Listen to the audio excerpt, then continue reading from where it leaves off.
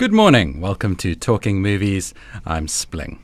This week, I realized I've been reviewing film for Fine Music Radio and talking movies for about 2 years now, which means this could very well be the 100th episode. So if you'd indulge me, today we're going to discuss my top 3 movies of all time. A smoky film noir mystery drama thriller, an epic and haunting medieval fantasy, and a surreal drama. When someone asks me, what is your favorite movie of all time? I always tell them my top 3, which have a nostalgic and transcendent quality about them. Starting off with Chinatown, 1974.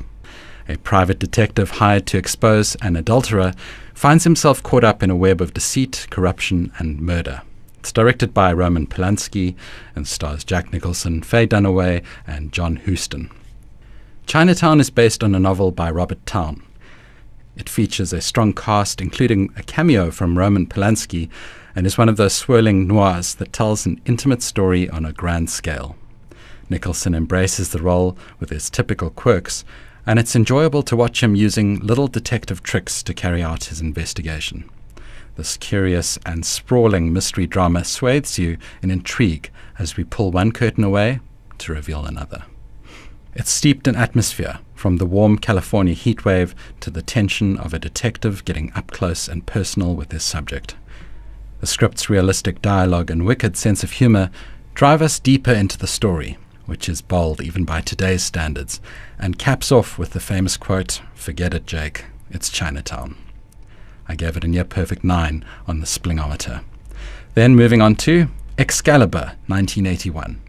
Merlin the magician helps Arthur Pendragon unite the Britons around the Round Table of Camelot, even as forces conspire to tear it apart.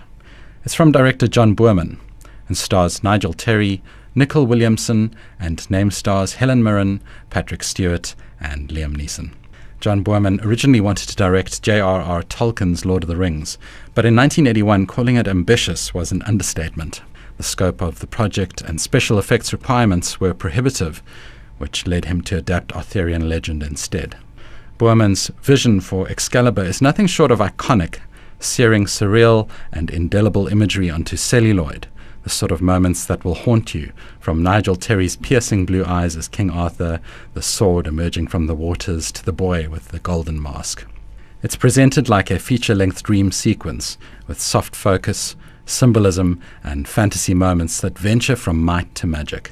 The Arthurian legend moves from shining, shimmering glory to dark, bedraggled melancholy. The costumes, armor, and battles are realistic, and all of this epic medieval fantasy adventure is supported by a majestic soundtrack powered by the theme of Carl Orff's O Fortuna. While somewhat dated, it still holds up as a beautifully imagined film with some awe-inspiring moments. I gave it an excellent 8 on the Splingometer. And finally, Sunset Boulevard, 1950. A hack screenwriter writes a screenplay for a former silent film star who has faded into Hollywood obscurity. It's directed by Billy Wilder, who also directed The Apartment, Double Indemnity, and Some Like It Hot.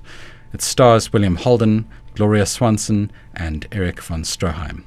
Sunset Boulevard is famous for starting the film with the main character narrating over his lifeless body floating in a pool.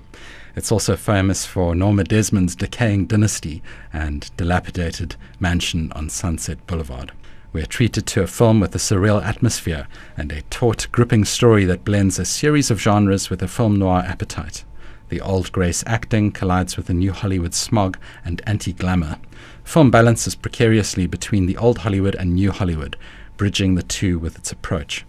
At the time, the silent movie era was getting the same treatment from Technicolor dialogue-intensive films of the 40s.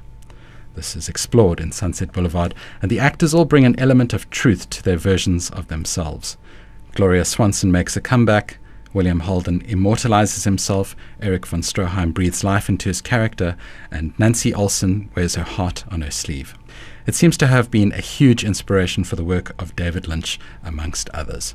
I gave it a near-perfect 9. So that's Chinatown, Excalibur, and Sunset Boulevard. Thanks for listening to the 100th episode and allowing me to share my favorite 3 films of all time. Here's hoping to many more to come.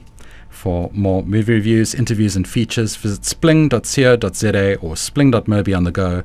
And remember, don't wing it, Spling it.